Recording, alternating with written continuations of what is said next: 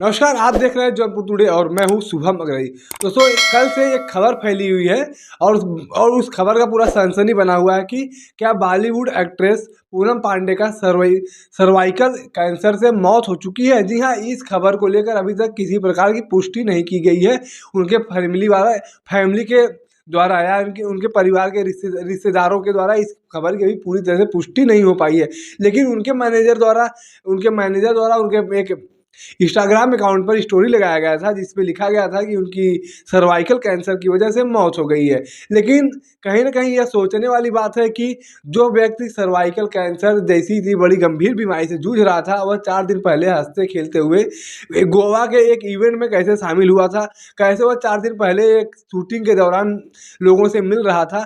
तो तमाम तरह की बातें हैं जो पूनम पांडे को लेकर कही जा रही हैं, बताई जा रही हैं, लोगों के बीच में चर्चा का विषय बना हुआ है। अब कुछ लोग ये कह रहे हैं कि यह एक तरह से कंट्रोवर्सी करने की या पब्लिसिटी स्टंट करने का काम है।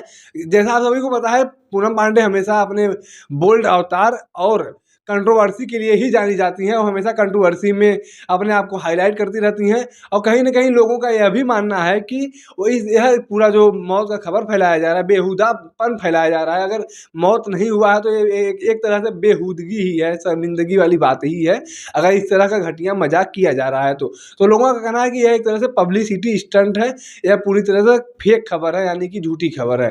अब कुछ लोगों का यह दावा है कि जैसे पूनम पांडे ने एक बार दावा किया था वर्ल्ड कप के दौरान कि अगर इंडिया वर्ल्ड कप जीत जाता है तो हम न्यूड हो जाएंगे। यानी कि उनका कहने का मतलब था, अगर इंडिया वर्ल्ड कप जीत जाता है तो वह पूरी तरह से अपना अंग प्रदर्शन करेंगी, वो भी बिना कपड़ों के। तो इस तरह की तमाम कंट्रोवर्सी उनके साथ होती रहती है, तमाम तरह के उनके साथ वाद विवाद होता रहता है। कुछ दिन पहले वो कंगना रनौत के 100 लॉकअप में भी नज़र आई थी, उसमें भी कंट्रोवर्सी का शिकार हुई थी। तमाम तरह की कंट्रोवर्सी वो करती रहती हैं और ज़्यादातर वो कंट्रोवर्सी अपने बोल्ड अवतार की वजह से होता है। उनके कपड़ों को लेकर, उनके कपड़ों के पहनने के ढंग को लेकर और उनके रहने के ढंग को लेकर कंट्रोवर्सी होता रहता है। अब कुछ लोगों का कहना है कि यह खबर जो उनके मैनेजर के द्वारा बताई जा रही है वह पूरी तरह से झूठ है, क्योंकि अभी तक उनके घर परिवार के लोगों द्वारा किसी प्रकार का कोई खबर नहीं आया है और कोई हॉस्पिटल का रिपोर्ट भी सामने नहीं आया है। लेकिन सिर्फ एक स्टोरी की वजह से यह कह देना कि पूनम पांडे की सर्वाइकल कैंसर की वजह से मौत हो गई, यह कहीं न कहीं मानने वाली बात नहीं है। बाकी आप क्या समझते हैं, कमेंट करके बताइएगा।